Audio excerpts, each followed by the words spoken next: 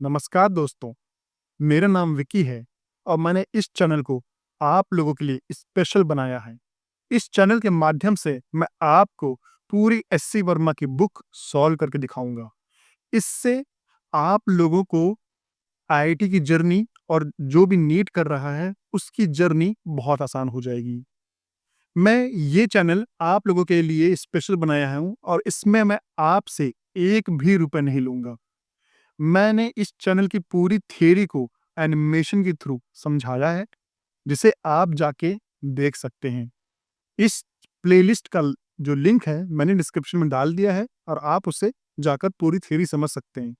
लेकिन आज की वीडियो में मैं न्यूमेरिकल सॉल्व करूंगा। एससी वर्मा में बहुत सारे न्यूमेरिकल हैं।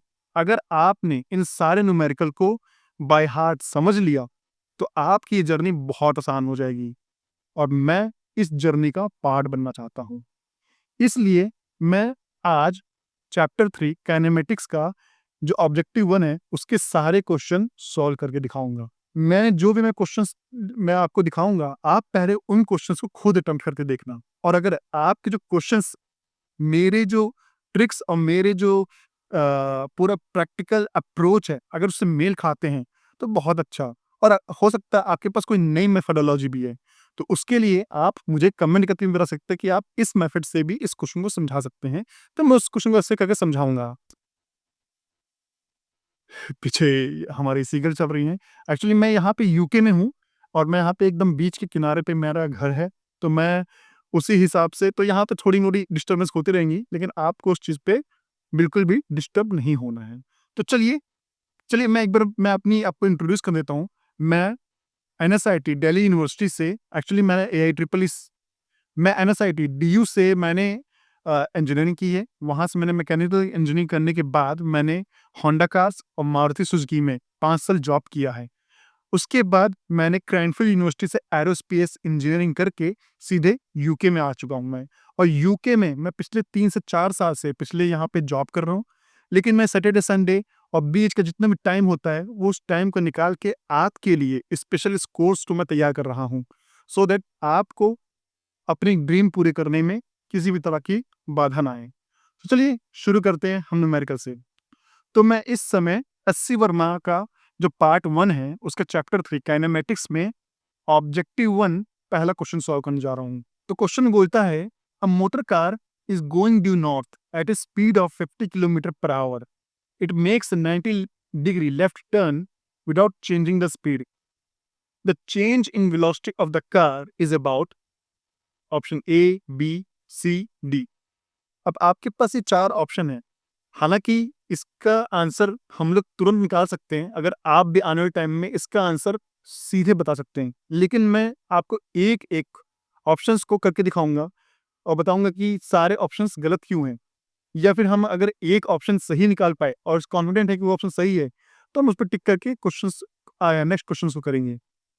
तो चलिए इस क्वेश्चन को अटेम्प्ट करते हैं। तो सबसे पहले motor car is going due north at a speed of 50 kilometre per hour. So सबसे पहले हम यहाँ पे एक डायरेक्शन बना लेते हैं।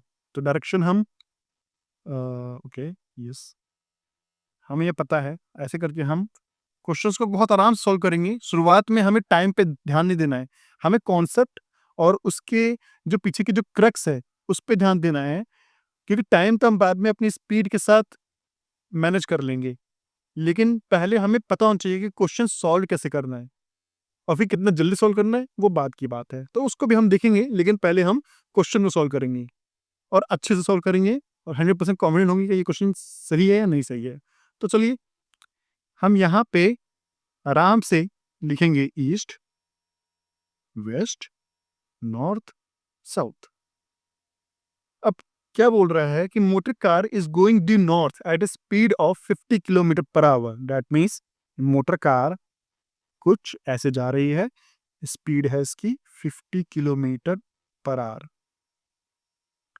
It makes a 90 degree left turn without changing the speed. Okay, अब मोटर कार ने स्पीड चेंज कर ली है, वेलोसिटी चेंज कर ली है और लेफ्ट टर्न ले लिया है और 50 किलोमीटर पर आवर की स्पीड से ही अभी भी ये जा रहा है। देखिए यहाँ पे स्पीड सेम है, लेकिन इसने केवल अपनी डायरेक्शन चेंज किया है।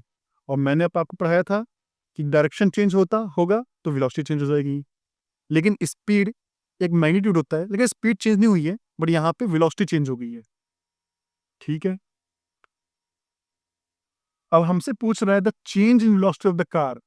अब चूंकि वेलोसिटी चेंज हुई है, तो ये हमें वेलोसिटी चेंज करने का मैग्नीट्यूड पूछ रहा है, जो डायरेक्शन की वजह से हुआ है। तो हमें पता है, पहले हम इसको आराम से लिख देते हैं, v1 इनिशियल वेलोसिटी का वेक्टर और फाइनल वेलोसिटी का वेक्टर। ओके, फाइनल वेलोसिटी का वेक्टर v2।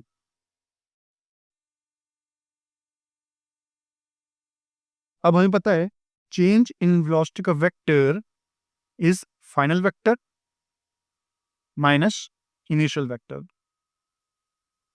फाइनल वेक्टर क्या है? Final vector 50 kilometre towards waste है। तो अगर हम इसको हम ऐसे भी लिख सकते हैं, आई और जे के फॉर्म में भी लिख सकते हैं, लेकिन अभी मुझे नहीं पता कि आपको कितना आई और जे, जो मैथमेटिकल का जो आई और जे का वेक्टर है, वो आपको पता नहीं पता, तो इसको हम नॉर्मल जो सिंपल तरीका होता है उससे सॉल्व करते हैं। तो अब फाइनल वेक्टर हमें ये पता है v2 और माइनस इनिशियल वेक्टर v1। लेकिन हमने वेक्टर एडिशन सीखा है, वेक्टर सबट्रैक्शन को हमने सही से समझा नहीं है, या हमने सही से इसको जाना नहीं है। तो हम यहाँ पे इसको वेक्टर एडिशन ही करते हैं, वेक्टर सबट्रैक्शन नहीं करते हैं। तो हम वेक्टर्स एडिशन करने के लिए v2 vector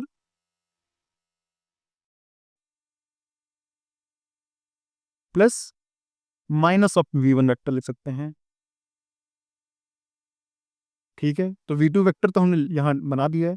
minus of v1 vector को हम सेम, यहाँ पे ये v1 वेक्टर है, इसी को हम इसके डायरेक्शन उल्टा कर देंगे, क्योंकि ये माइनस v1 वेक्टर है।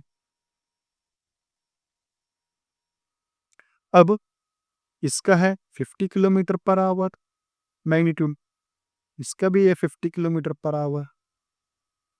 तो फाइनल वेक्टर जब एडिशन करेंगे तो हमें पता है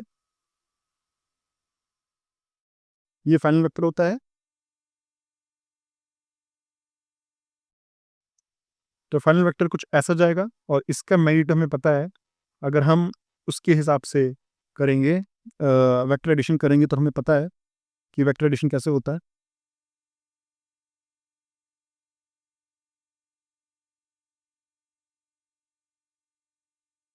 वेक्टर एडिशन के लिए हम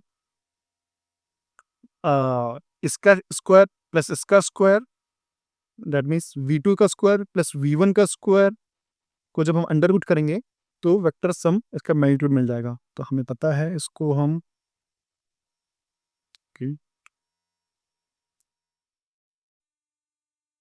50 square plus 50 square under root, जो कि हो जाएगा 2 टाइम्स ऑफ 50 का स्क्वायर अंडर रूट, जो कि हो जाएगा 50√2। ये हमारा आंसर है। और डायरेक्शन साउथ वेस्ट, तो ये डायरेक्शन है साउथ वेस्ट। 50√2 हमें पता है। अच्छा आंसर है, अच्छा आंसर मैग्नीट्यूड में ऐसे दे रखा है, तो ठीक है। तो हमें पता है √2 की वैल्यू कुछ 1.414 के करीब होती है, जो कि इसका आंसर आंसर अगर 1.4 से मल्टीप्लाई करेंगे तो 70 पॉइंट समथिंग करके आएगा। तो आंसर अगर कहीं और, तो 4 ऑप्शन में कुछ और तो दे नहीं रखा है, तो हम इसको 70 ले लेंगे। 70 किलोमीटर अप्रॉक्सीमेटली, यहाँ पे हम लिख देते हैं अप्रॉक्सीमेटली। तो जो मोर करेक्ट आंसर है वो 70 kilometre per hour towards south west. So answer 70 kilometre per hour towards south west. So इसका आंसर बी है। ठीक है, अगर आपको जरा सा भी इस क्वेश्चन में डाउट है, तो आप मुझे अच्छे से कमेंट करके पूछ सकते हैं। मैं इस क्वेश्चन को दोबारा से नए तरीके से सॉल्व करके बताऊंगा। चलिए अब क्वेश्चन 2 पे आते हैं।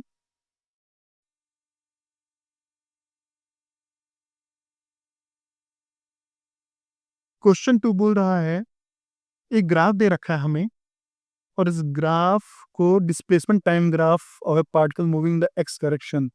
अच्छा, ठीक है। उसके बाद 4 ऑप्शन दे रखा है, हम इस चारों ऑप्शन को एक-एक करके पढ़ेंगे इस ग्राफ के हिसाब से, ठीक है? तो सबसे पहले तो हमें सभी को अच्छे से पहले क्वेश्चंस में जितने भी गिवन चीज़ें होती हैं, हमें पहले उसको देखना है, उसको समझना है। क्वेश्चन तुरंत जंप नहीं करना है कि तुरंत ही हम गए और ऑप्शंस पे जंप करके सीधे आंसर चूज़ कर लिया। वो तरीका सही है, वो बाद की बात है। जब आपको पता है कि 100% आपने इतनी प्रैक्टिस कर ली है, तब आप सीधे ऑप्शन पे जंप करें। लेकिन अभी हम बेसिक से चलेंगे और देखेंगे क्या-क्या दे रखा है। तो अब हमें यहाँ पे एक ग्राफ दे रखा है। चलिए मैं ग्राफ ड्रा कर लेता हूँ। ये है एक्स,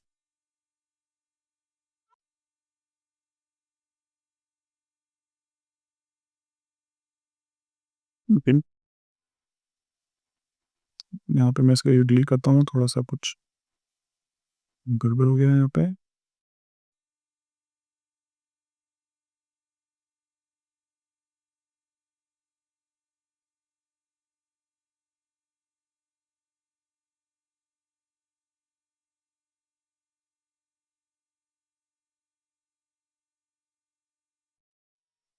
एक्स यहाँ पे एक टी है और ये ग्राफ का कुछ ग्राफ ऐसे है।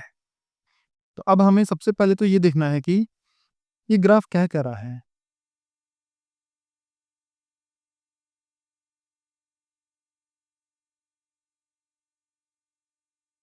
मैं एक बार इसको फिर से ड्रा कर लेता हूँ।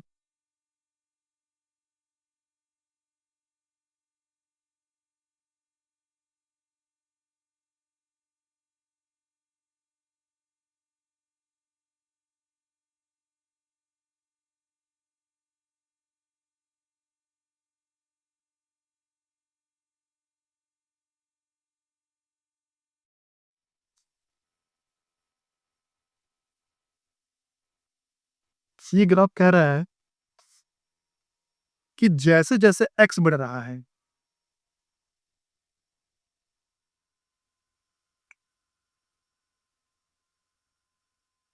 वैसे-वैसे टाइम के साथ जैसे-जैसे एक्स बढ़ रहा है और एक पर्टिकुलर लिमिट पे जो एक्स है वो कांस्टेंट हो गया है। दैट मीन्स यहाँ से यहाँ तक टाइम तो बढ़ रहा है बट चेंज इन डिस्प्लेसमेंट 0 है। अब इसका डायरेक्शन कहीं दे रखा है क्या? So the displacement time graph of a particle moving in x direction. अच्छा, सो ये एक्स जो है वो है x direction. So that means direction जो है कांस्टेंट है, ठीक है। तो अब सीधे हम यहाँ से हम ये देख सकते हैं कि हमने एक चीज़ और आपको मैंने पढ़ाया था कि displacement speed is equal to distance upon time. तो इसका मतलब है जब डिस्टेंस अपॉन टाइम है जो कि स्पीड होती है या वेलोसिटी बोल लेंगे हम, डिस्प्लेसमेंट अपॉन टाइम वेलोसिटी बोल लेंगे। तो जब बाई का आंसर है जैसे जब डिवाइड होगा तो यहाँ पे जो स्लोप होगा इसका वो हमें वेलोसिटी देगा और जब मल्टीप्लाई होगा जैसे हम distance equal to speed into time और जो इसका एरिया होगा क्योंकि स्पीड इन टाइम एक एरिया होता है, जो एरिया होगा वो हमें डिस्टेंस देगा। तो यहाँ पे हम कह सकते हैं इस पर्टिकुलर पॉइंट 0 से पॉइंट टी तक इसकी वेलोसिटी कांस्टेंट है क्योंकि स्लोप जो है ना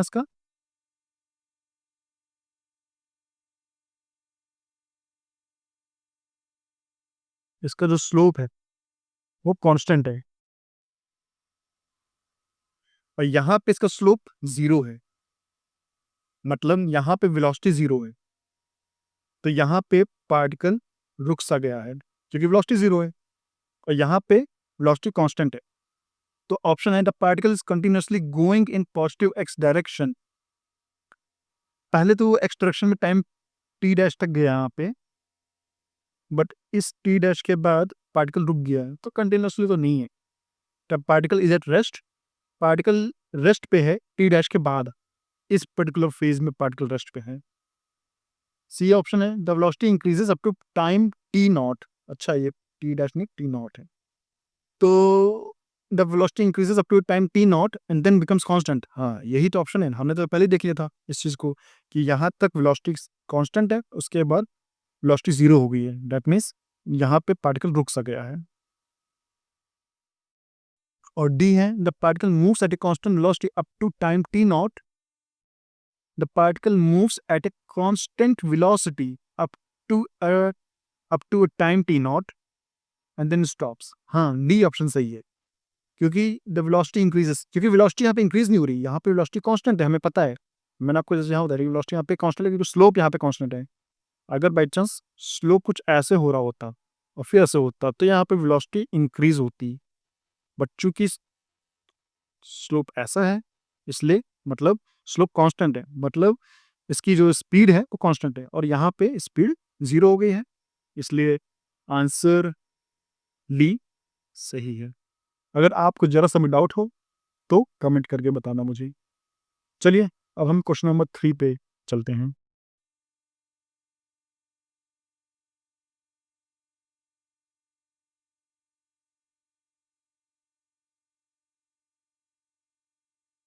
क्वेश्चन नंबर 3 बोल रहा है, a particle has a velocity u towards east at t equal to 0, its acceleration is towards west and it's constant. अच्छा, let x a and x be the magnitude of displacement in the first 10 seconds and the next 10 seconds. अब इन्होंने answer दे रखा है A B C D. Okay, तो पहले तो हम लिख लेते हैं गिवन क्या क्या है। गिवन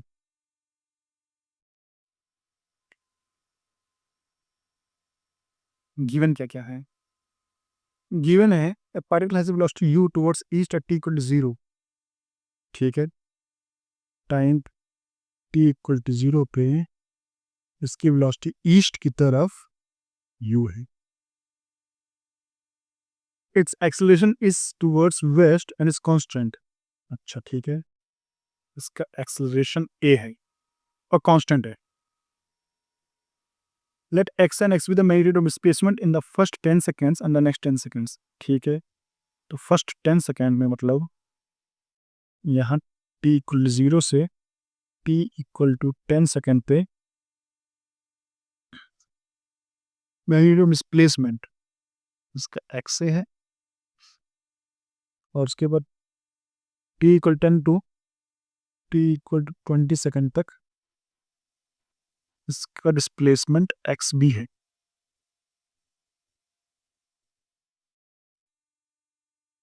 इसने आंसर हमसे पूछे हैं तो x और x भी पूछा है।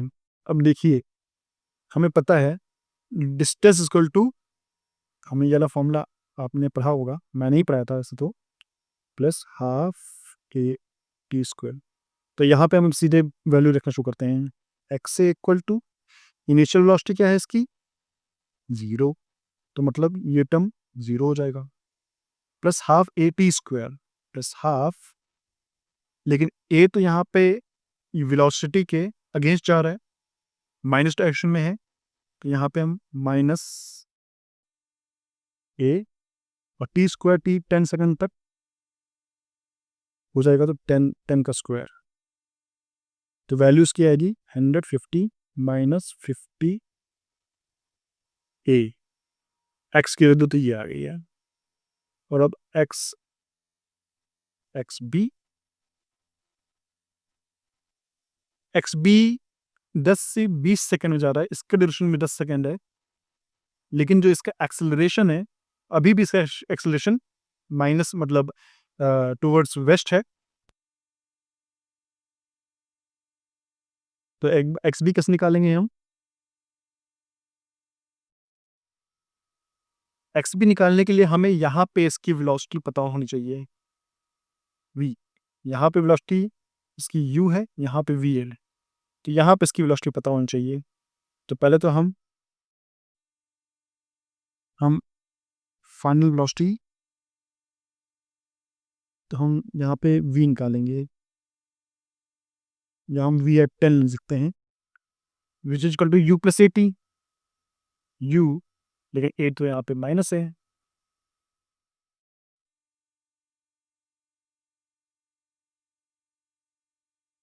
इक्वल टू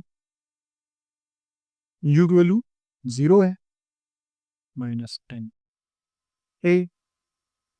तो यहाँ पे इसकी वेलोसिटी है -10 ए। अब चूंकि आप देखिए इसकी वेलोसिटी माइनस डायरेक्शन जा चुकी है,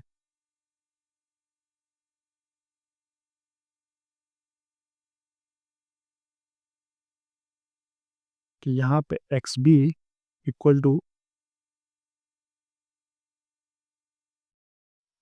इसकी, यहाँ पे वेलोसिटी इसकी -10 है, तो x b equal to -10 a multiply by t. T तो हमें पता है 20 - 10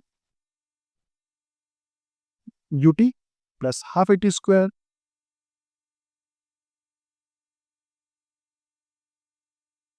ये तुम्हें पता है माइनस ए है, टी 20 - 10 का होल स्क्वायर।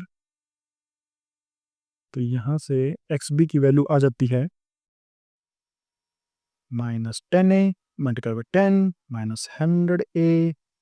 फिर यहाँ पे 10 का स्क्वायर, या 10 का स्क्वायर 150, यहाँ पे भी -50 ए। तो एक्स बी की वैल्यू आ जाती है -150 ए। अब एक्स ए और एक्स बी, एक्स ए कितना है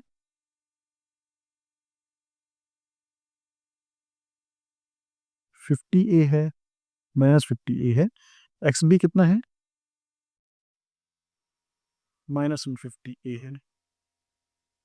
तो अब आप बताइए 150 ए बड़ा है या -50 ए बड़ा है?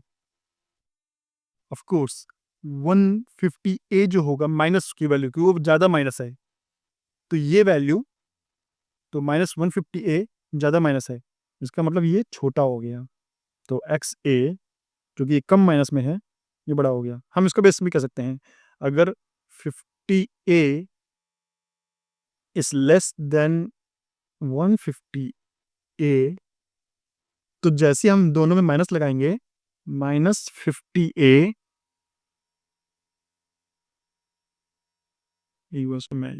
मैंने यहाँ पे गलत से ए लिख दिया है, इसको मैंने 50 लिख देता हूँ। So -50 a is greater than -150 A.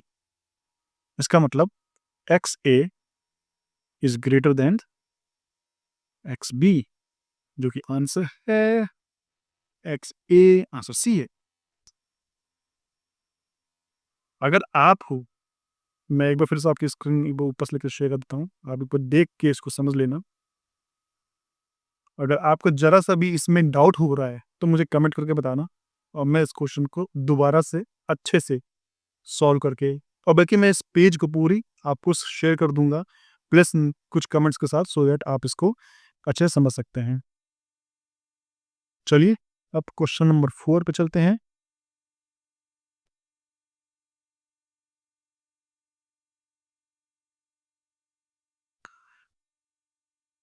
Question number 4 क्या बोल रहा है? A person travelling on a straight line moves with a uniform velocity v1 for some time and with uniform velocity v2 for next equal time. The average velocity v is given by, एक बार मैं देख लेता हूँ कि screen record हो रही है, record हो रही है। ठीक है, अब हम क्वेश्चन नंबर 4 पे चलते हैं। क्वेश्चन नंबर 4 क्या बोल रहा है? A person traveling on a straight line moves with a uniform velocity v1 for some time and with uniform velocity v2 for next equal time. अच्छा ठीक है, तो समझिए पर्सन है, वो टाइम t0 से लेके टाइम t तक एक यूनिफॉर्म वेलोसिटी v1 से चलता है और स्ट्रेट लाइन जा रहा है, मतलब हम डायरेक्शन चेंज नहीं करेंगे इसकी, ठीक है। और फिर दूसरा जो वेलोसिटी है वो v2 पे जा रहा है, v2 वेलोसिटी से टाइम इक्वल टाइम तक, मतलब यहाँ पे टाइम 2t हो जाएगा। ठीक है बच्चों, अब हमसे पूछा क्या गया है, the average velocity v is given by, average velocity पूछी गई है हमसे। तो हमने पढ़ा था ऑलरेडी, जो वेलोसिटी एवरेज है वो हम कैसे निकालते हैं? Total change in displacement upon total time.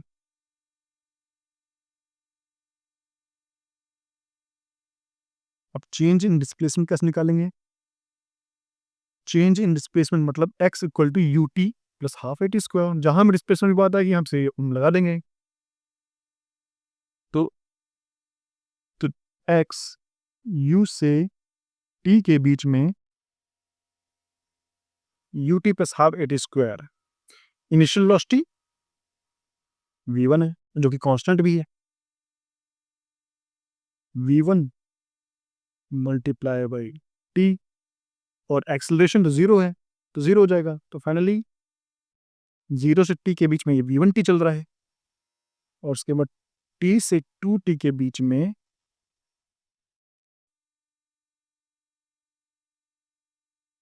T से टू टी के बीच में यहाँ पे एक्सेलरेशन जीरो है तो यहाँ भी v2 मल्टीप्लाई बाई टी हो जाएगा। तो total change in displacement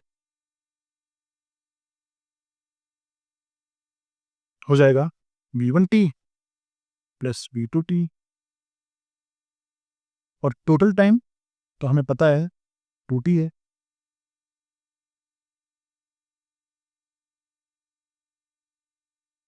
so v average equal to v1 plus v2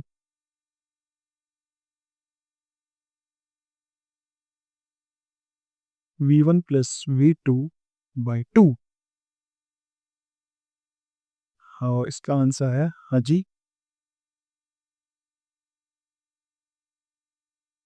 बिल्कुल इसका आंसर ए है, जो हमारे ए से मैच कर रहा है। ठीक है, चलिए अब क्वेश्चन नंबर हम 5 पे चलते हैं।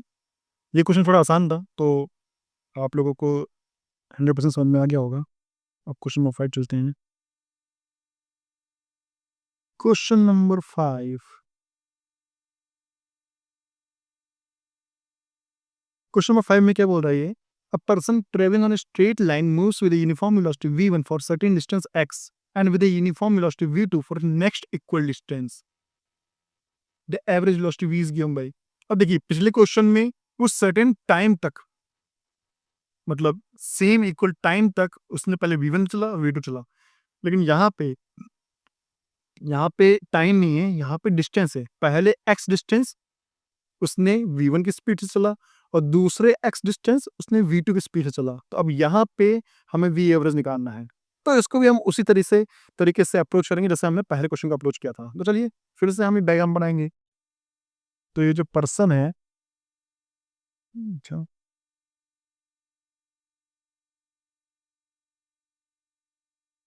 ये जो पर्सन है 0 से t तक,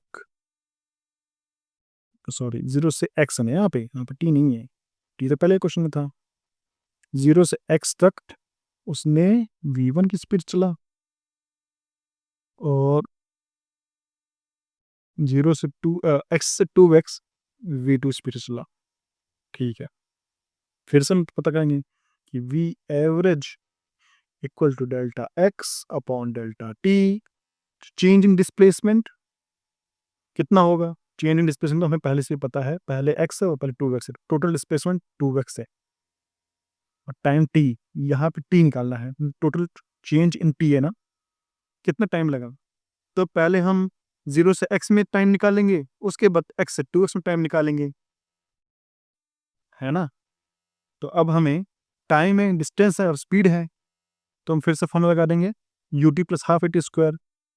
सो 0 से x के बीच में उसने v1 मल्टीप्लाई बाई t से चला, सो v1 t, और 2x और x से 2x के बीच में वो v2 मल्टीप्लाई बाई t से चला, तो v2 t हो गया। इसका मतलब यहाँ पे t1 कर देंगे, यहाँ t2 कर देंगे, क्योंकि यहाँ पे टाइम अलग है ना। यहाँ पे T1 टाइम है, ये T2 टाइम है। तो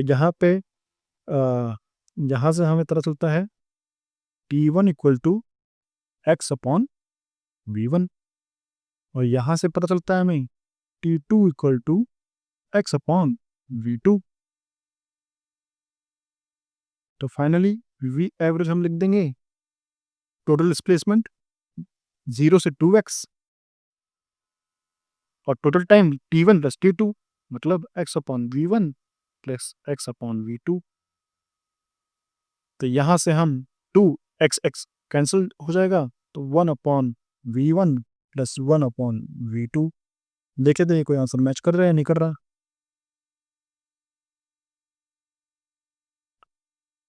2 अपॉन V एवरेज, 2 अपॉन कहीं मैच कर रहा है नहीं कर रहा, ऐसे तो हम अभी कोई आंसर मेरे ख्याल से मैच नहीं कर रहा था, तो इसको और सिंप्लीफाई कर लेते हैं। अगर हम इसको नीचे ले आए और इसको ऊपर ले आए, तो हम इसको ले सकते हैं,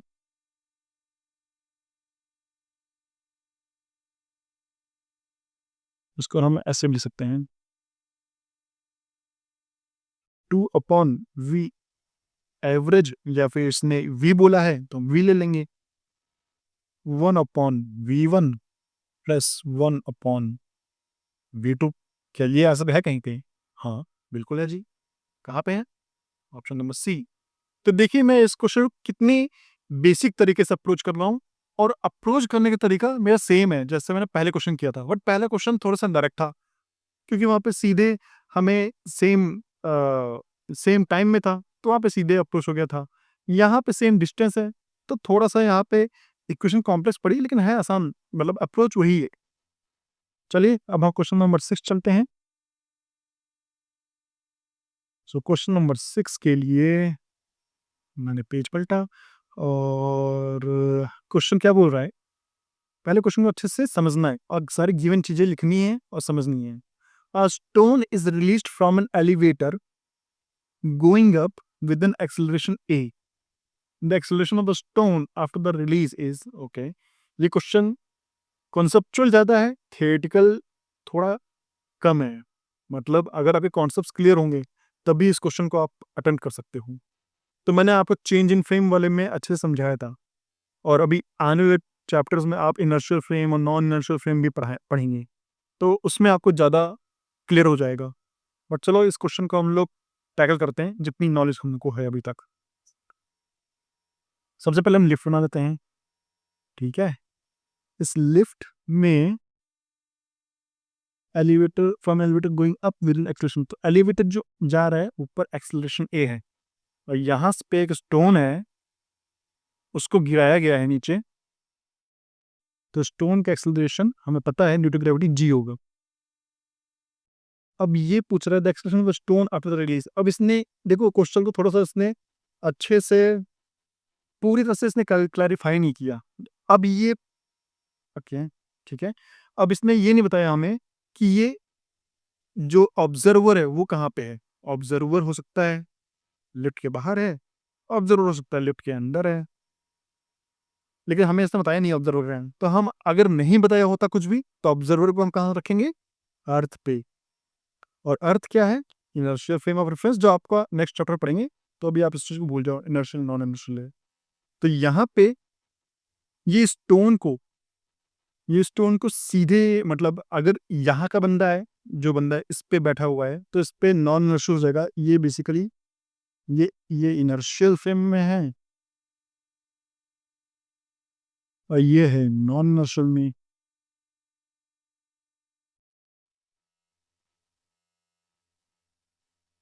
सो इनर्शियल में हम कोई सीडो फोर्स नहीं लेते, सीधे जो एक्सेलरेशन होता है सीधे उस स्टोन पे जो भी एक्सेलरेशन लग रहा होता है वो लेते हैं। तो इनर्शियल है, अब इनर्शियल देख रहा है तो हमें सीधे स्टोन को के बस एक ही फोर्स लग रहा है जी, लेकिन नॉन इनर्शियल होता तो यहाँ पे इनर्शियल में जी लगेगा डाउनवर्ड, और यही पे नॉन इनर्शियल में इस लिफ्ट का एक्सेलरेशन भी अपोजिट होके स्टोन पर लग जाता, जी प्लस ए होता। अगर ये नॉन इनर्शियल में हम देख रहे होते हैं, मतलब लिफ्ट के अंदर ही देख रहे होते हैं। इसलिए इस क्वेश्चन को भी आप हो सकता है सही से समझ ना पाओ, क्योंकि यहाँ पे फोर्स की बात आ रही है।